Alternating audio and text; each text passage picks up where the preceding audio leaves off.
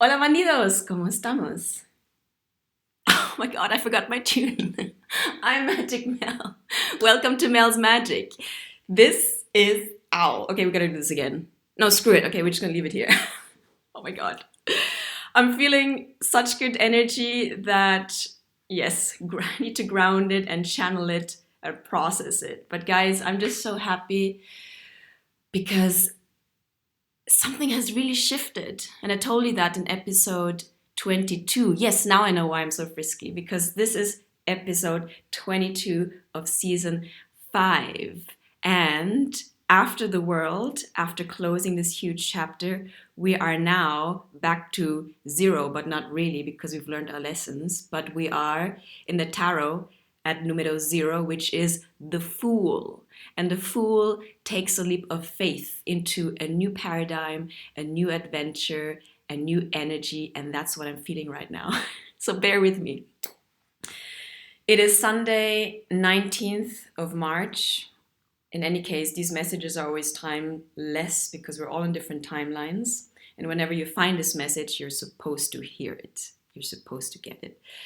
But I'm saying it's the 19th because I love numerology.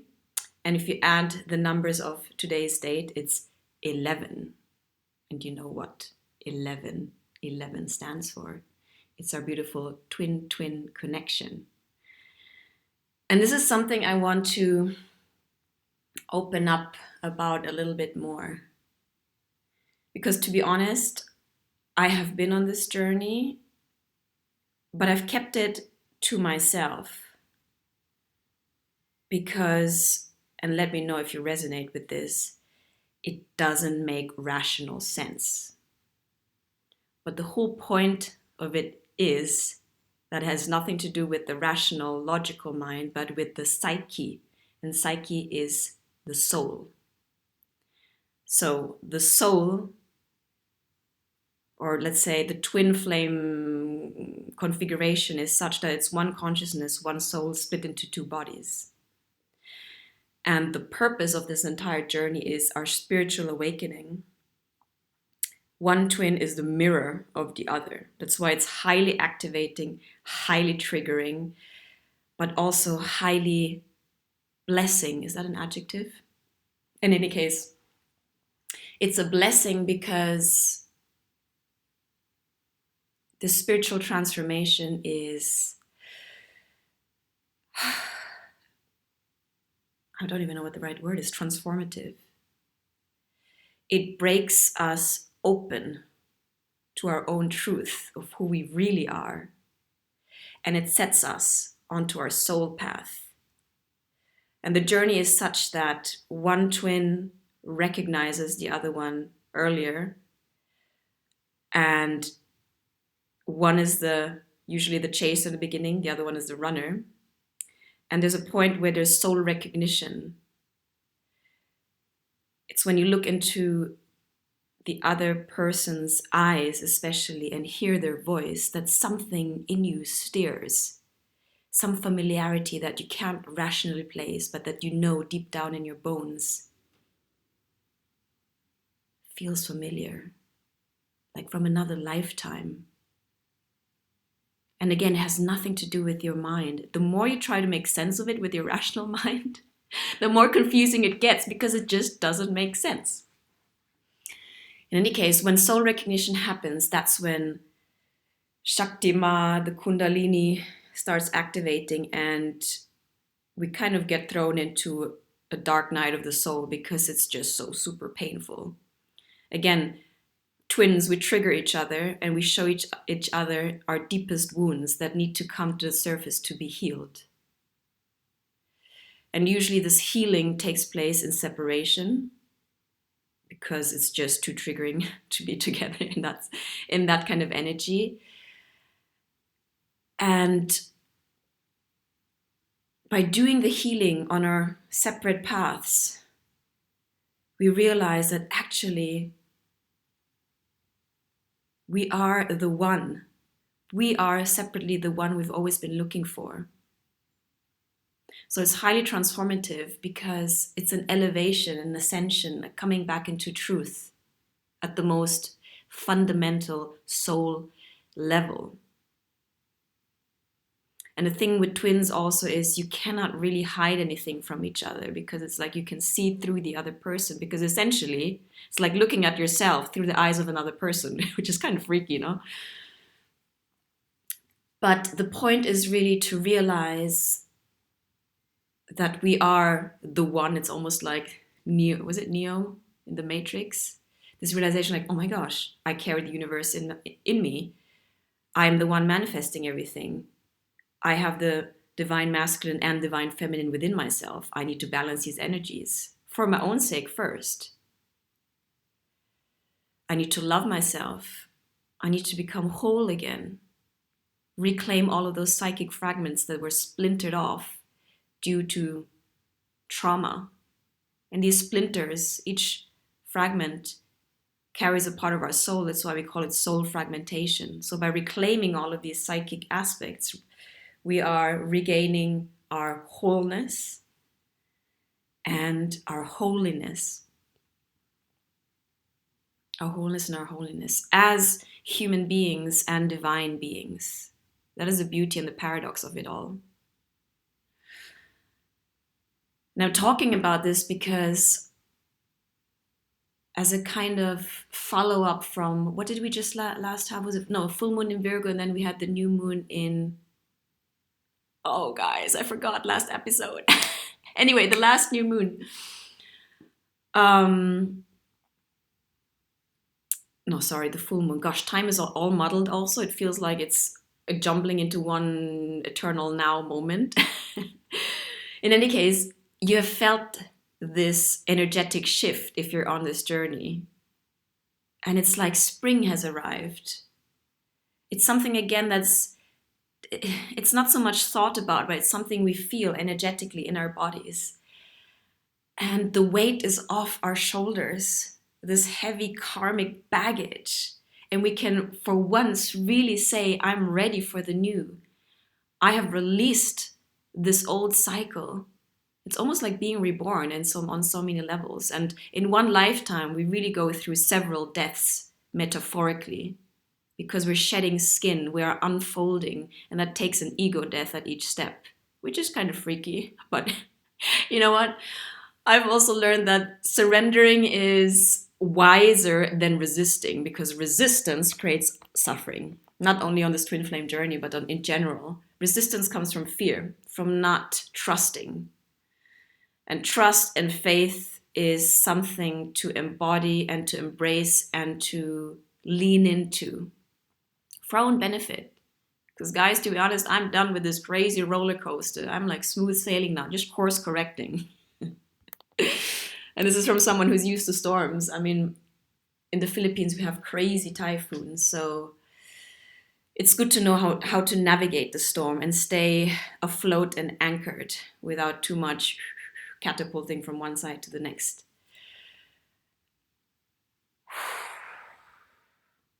You know, it's also funny. I keep on telling myself, maybe I should make a structure for all of these videos. And then it doesn't work like that anymore. My whole operating system is different. If I feel it, if I feel inspired to go online like this and record, I just press record and stream of consciousness. I actually feel that if I was to prepare anything for these sessions, I would trip myself up, because too much brain, too much thinking, overthinking would be involved. So I prefer this kind of free flow format.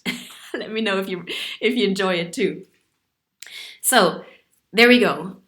In the tarot, we are in episode 22. We are closing Mel's Magic season 5 with the Fool. And I love this character, this archetypal energy persona that we all carry within us, because basically what the tarot is, it's the hero's journey. It's a personal yet archetypal journey that we all go through as we discover ourselves and journey through life and stop at each 22 points of this cosmic cycle to integrate lessons. So the Fool comes after the world, after completion. And look at him. He literally is stepping from one realm into the next. He has a mascota, how do you say, a guide or a guardian. Looks like a wolf here. He's carrying rose designed shoes. He's like, just like spring, ready for love. Love is in the air. He carries a white rose, purity, innocence, and it's almost like he's holding a mic. He's like dancing his way into this new chapter. And yeah, he looks like a bit of a jester. Is that the right word? You know, in medieval times, those guys who went around with like oral tradition, singing wisdom, usually encoded in these songs. And his head held up high, his, what else? Surrounded by golden sun energy and not carrying too much baggage, just lo suficiente, just the necessary tools that we need for this lighter journey. If we carry too much baggage, that again signals that, you know, it's unnecessary. It's stuff we can release. So better to travel light so we can swiftly move from one realm, from one dimension, from one chapter into the next one. And I like this the colors also, and it looks like planets or roses. Everything is in motion in this image. And that's where we at too. We are in motion. And with the spring energy, there is so much creativity bubbling up in me. I started, I told you that, no? I started dancing, and actually this weekend, I'm surprised I have so much energy because I only slept like 4 hours. Because I went to the discoteca until 4 in the morning, which is unusual for Magic Mel. Magic Mel is usually quite conservative and a la Cinderella in bed by 12, midnight. But ever since I started this dance course, I'm opening myself up to new experiences and just socializing again and being amongst people and trusting, you know, not being so timid anymore and practicing my skills, because one thing is doing all these steps in class, another thing is like having real dance partners from which you can learn also, or even more, I'd say. But the point being is that it was so much fun, and it's almost like, I guess with any sport, but specifically dancing, the music, the ambience, and the movements, there's so much serotonin and I don't know if it's dopamine, serotonin, what's the other one? Oxytocin release. They're just on this high and you just literally can't stop.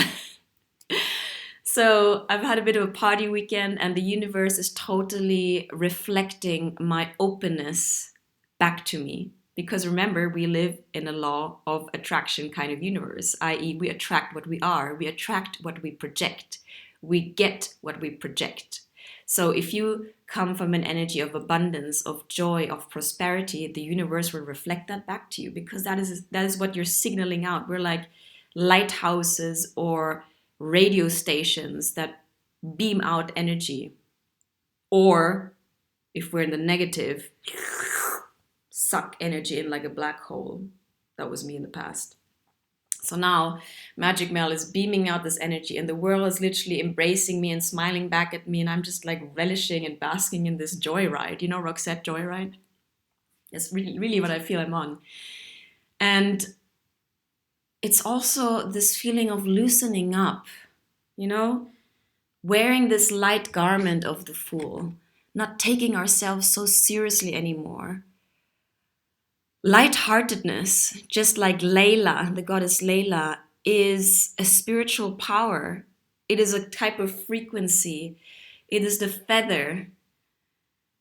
It is, it's an embodiment of lightness, of even, you know, making fun of ourselves in a good way, you know, not being so uptight with ourselves, just letting go a little bit. And I love that, because I'm telling you, former version of me was rather constricted. So the Fool is allowing us to start from scratch.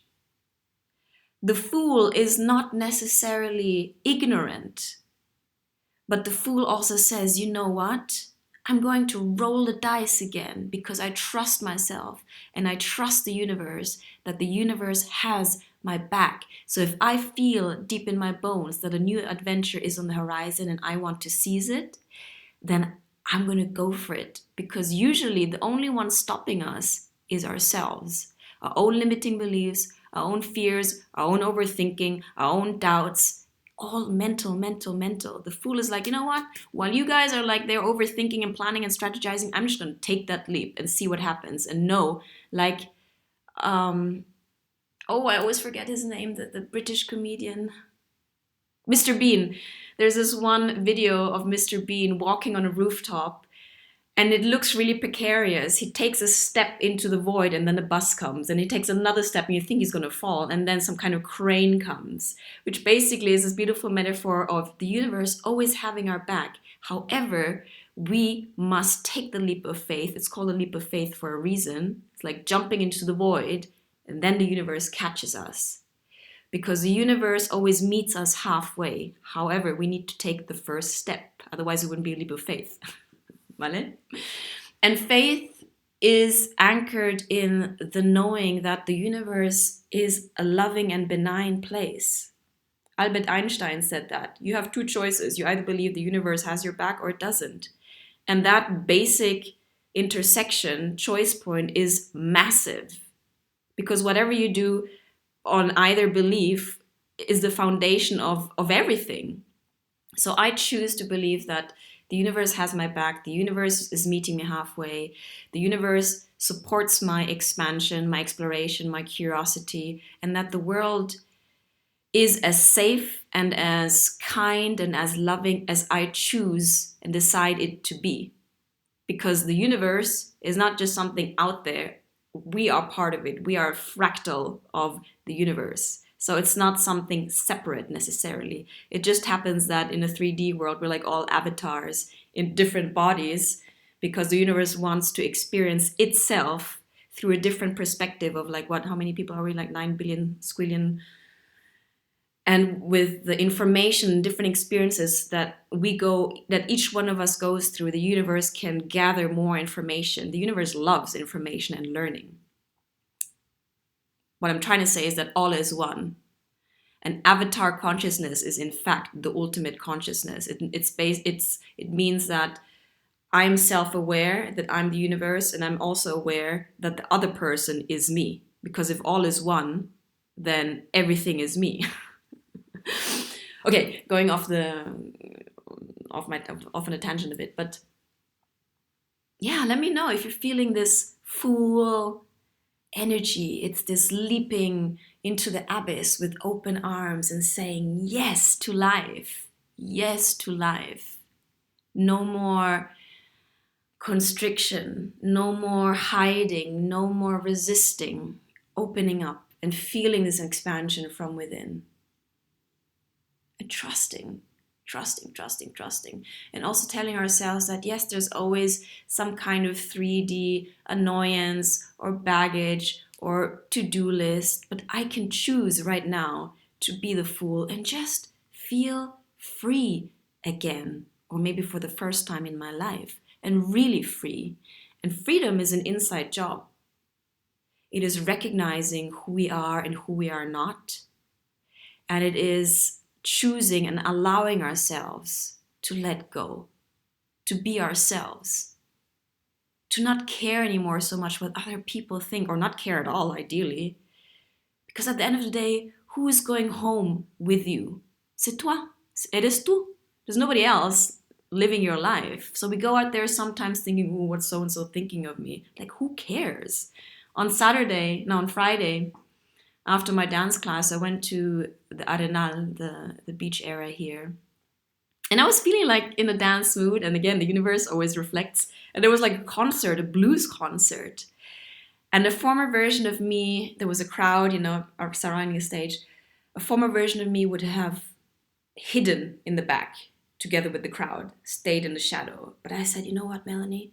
I want to dance. I'm going to go towards the front of this stage and dance. And focus on the feeling and focus on the music and focus on my enjoyment. And the crazy thing is, as I started dancing, I spotted a friend and we both danced. It was just like a street festival. And I told myself, that's it. I am embodying a new energy, a new aspect of myself that is more liberated, that allows herself to have fun and enjoy regardless. Like, leave the crowd, just go and do your thing. Go and do your thing. So I guess I'm just so thankful for this energy. Honestly, I came back here on the radio. It's funny today, twice the song Is It Whitney Houston came on. I wanna dance with somebody, I wanna feel the heat with somebody. I'm taking singing lessons also now. And I was just like, I'm driving, listening to the music, the sun and the breeze, and I started crying. Because in my heart, I felt so grateful to experience this moment of happiness and bliss and contentment and joy. And I told the universe, I would have never thought 3 years ago that I would ever be capable of feeling this again. Because I was so down in hell. And I couldn't see the forest for the trees. I couldn't see the light at the end of the tunnel. So in my own way, whilst driving, I bowed down to the highest, to all the angel, spirit guides, and ancestors. I said, thank you for standing by my side. We made it. We made it out. And we deserve to feel happy. We deserve to seize this happiness, to embody it. Because again, often the only one holding us back is ourselves.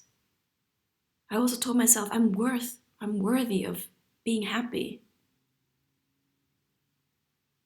I'm not settling anymore for mediocre things.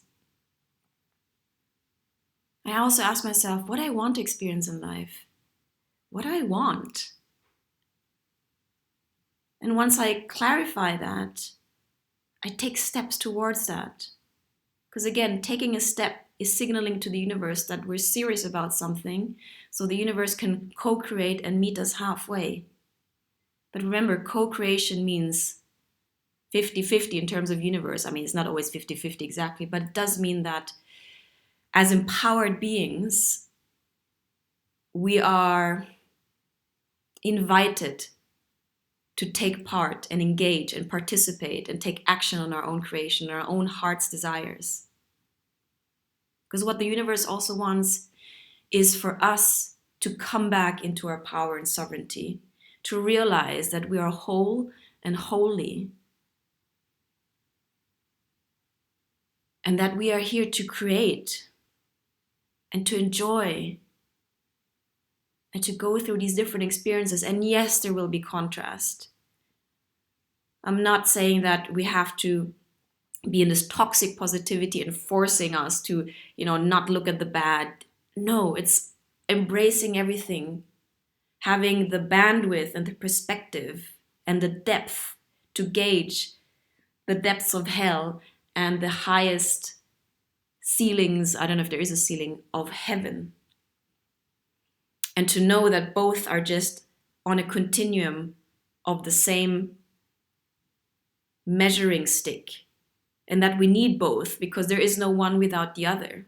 So this brings me, I'm being a little bit today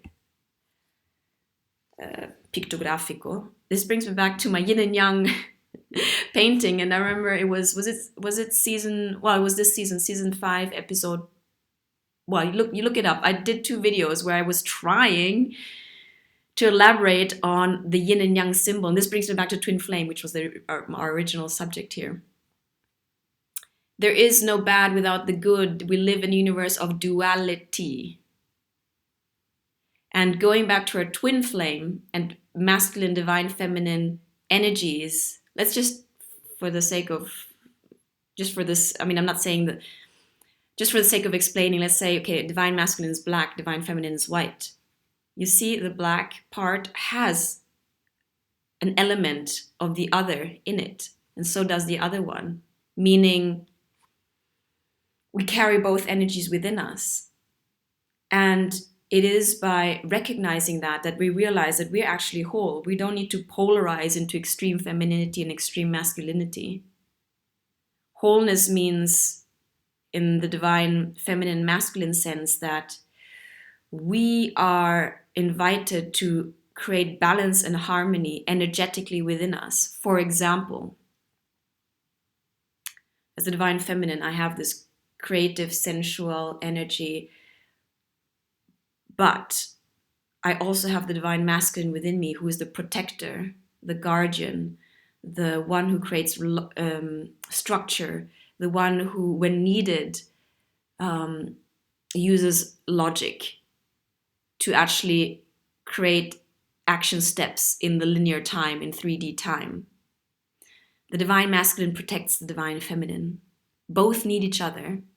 Both are equally as valuable. They are just different aspects of the same thing, of the God source, split into two. Because if you read the Kabbalion Hermetic texts, we also see that the element of gender is everywhere to create life. We're split into this duality. We see that play out everywhere in the universe.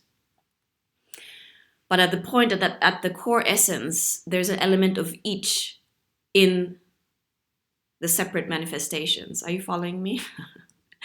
And it is when we come into internal wholeness, let's say this is divine masculine, this is divine feminine, that's when liberation and unity can happen.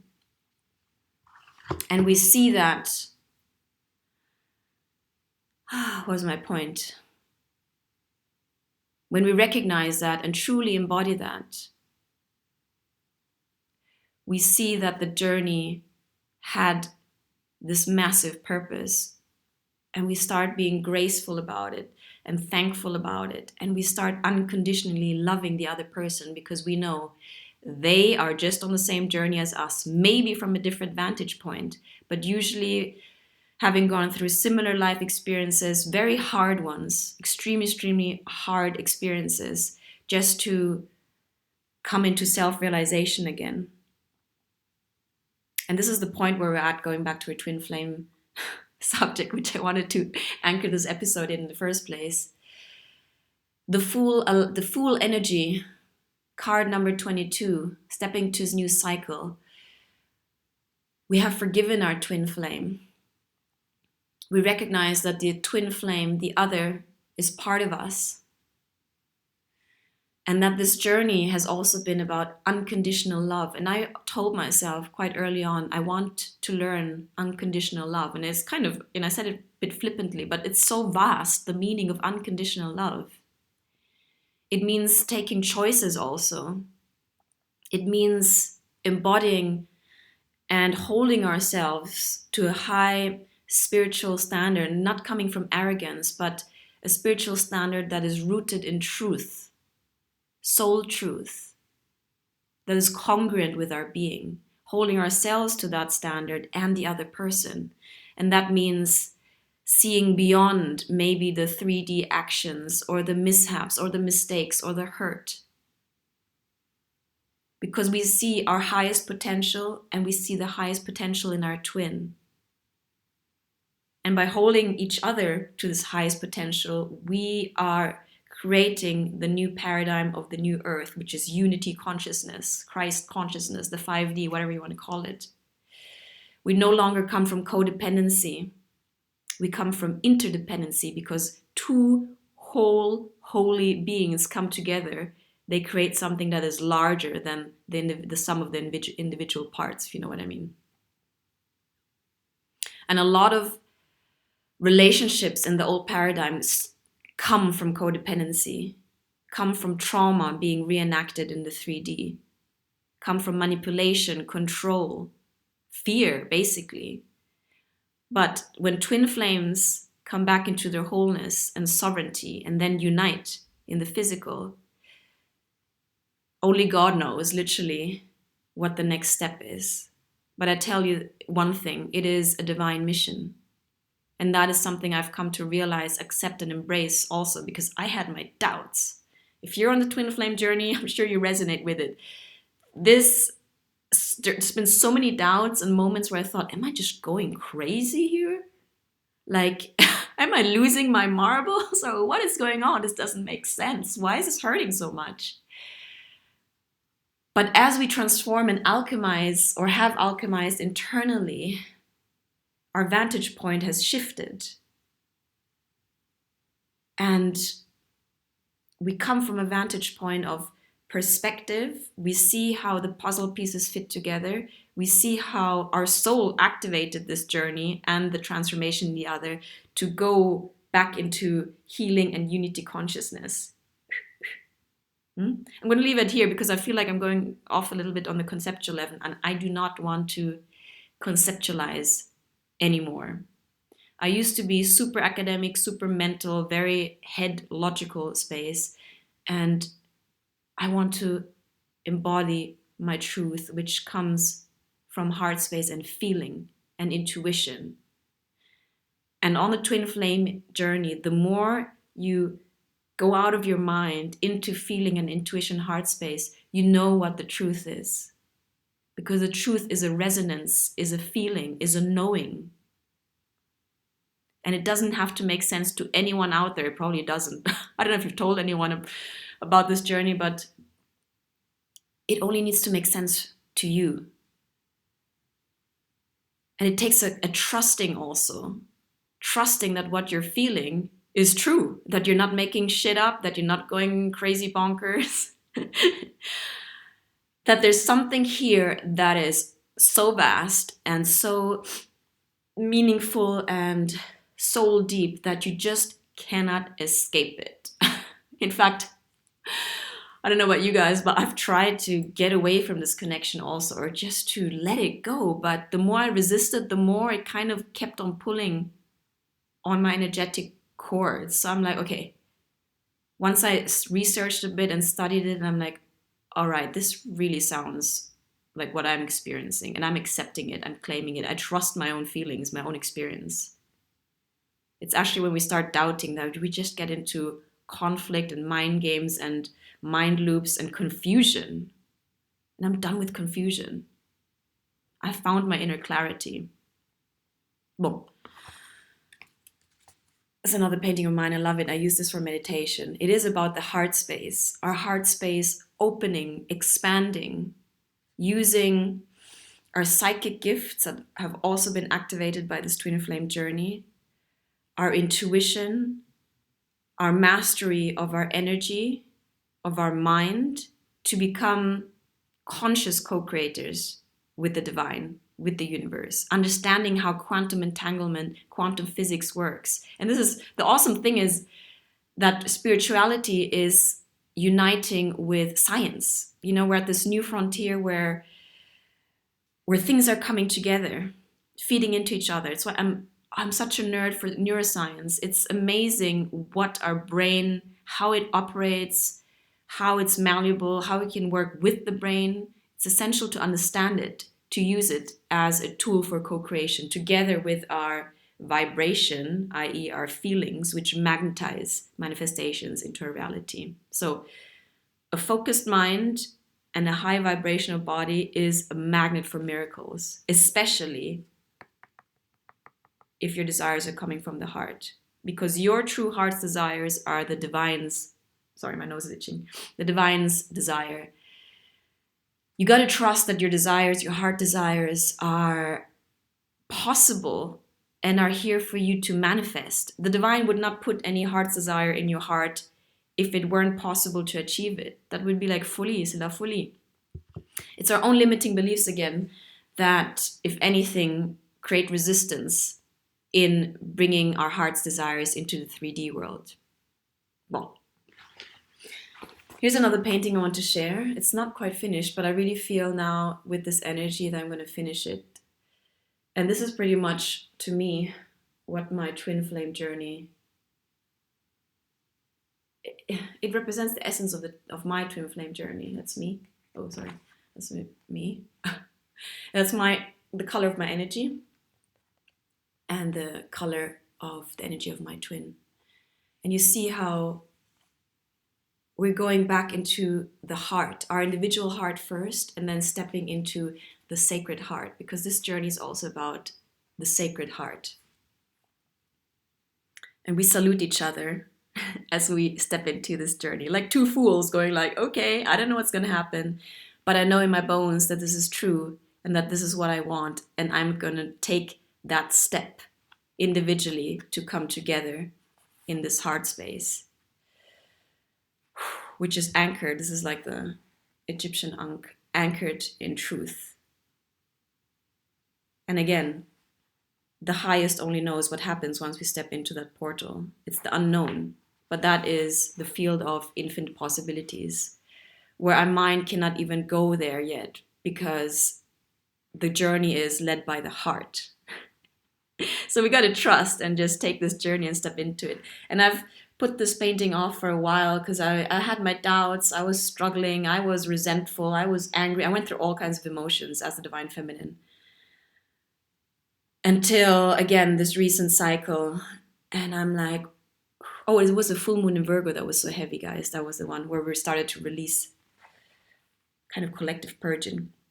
And now with this upcoming new moon in Aries, I feel the energy is ripe. And also said, if I am the co-creator of my reality, and I ask myself, what is it that I truly want? And now that I've clarified that to myself, what am I thinking and believing to make that happen? Do I trust myself that this is true? Do I trust myself that it will come to pass in its own divine timing? Do I feel worthy of love and happiness? And not just any love. We're talking about soul, deep, past lifetime, otherworldly, in your bones, true love. Do I want that? And do I feel worthy of that? And am I embracing that? What kind of thoughts am I emitting into the quantum field? What kind of beliefs? How am I feeling about it? To be honest, guys, I already feel in love. I don't know, it's like love is in the air, it's springtime, but I feel the love in my heart.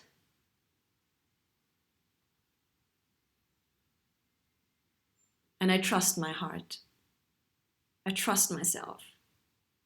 I trust this journey, and I trust my twin. And I know the time is right. Ripe and right. Bon. Ça suffit. What else, guys? Oh yeah, I'm going to sing you a song. You know, I'm half Filipino. Oh yeah, the other thing is, part of my expansion, I started dancing, but also I'm doing a kind of gift exchange with one of my peer coaches, and she's a voice coach, so I'm gonna actually get a little bit of voice training. I've always wanted to sing, but again, I was too shy and too insecure and too timid and all of that jazz. And that's passé. We are exploring our potential. We are stretching the boundaries of our limits, which are limitless, and just see basically what does it feel like and look like to live out and embody our highest potential. That is the question I ask myself. And it's something that I don't need to have the answer to, but it is an attitude that is anchored in living out the question rather than obsessing about the answer. How's that for some wisdom? Oh, guys, my nose. Bon. Let's see. So this is I'm half Filipina, so we know 5 cheesy love songs. This is my little serenada to you. And guys, Twin Flame Journeyers, I was hesitant on putting this video out. But I haven't seen many videos out there that actually, you see tarot readers that talk about the Twin Flame journey, but I haven't seen a video actually made by a Twin Flame. I mean, it's probably out there, but I haven't seen one myself. So I'm like, you know what? I'm going to open up and share my perspective as the Divine Feminine. And knowing that there's so many of us, it's like a whole soul group going through the same ascension process. I think something might resonate here with you. It's up to you to comment, ¿vale? Okay. Lying in my bed, I hear the clock ticking. Think of you, caught up in circles. Confusion is nothing new. And flashback, warm nights almost left behind. Oh, guys, okay, again. Sorry. Lying in my bed, I hear the clock ticking. Think of you, caught up in circles. Confusion is nothing new, and flashback, warm nights almost left behind. The drum beats out of time. If you're lost, you can look, you will find me. Time after time. If you fall, I will catch you, I'll be waiting. Time after time. If you're lost, you can look, you will find me. Time after time. If you fall, I will catch you, I will be waiting. Time after time.